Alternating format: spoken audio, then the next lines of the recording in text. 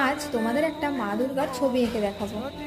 ভেবেছিলাম মহালয়ার মধ্যেই আমি ছবিটা এঁকে কমপ্লিট করব, কিন্তু কাজের এত চাপ, তার উপর আবার সেমিস্টার এক্সাম, তাই আর সময় হয়ে ওঠেনি। তাই মহালয়ার পর থেকেই ছবিটা নিয়ে বসে পড়েছি। পিন্টারেস্ট থেকে এই ছবিটা আমি অনেকদিন আগে সিলেক্ট করে রেখেছিলাম, মা সহ তার 4 সন্তানের ছবি। আর হ্যাঁ, জানিয়ে দিই, এই যে কাপড়টা দেখছো, এটা আমি ফ্লিপকার্ট থেকে নিয়েছি। বেশ অনেকটাই বড় ছিল, সেখান থেকেই আমি আমার প্রয়োজন মতো কেটে নিয়েছি।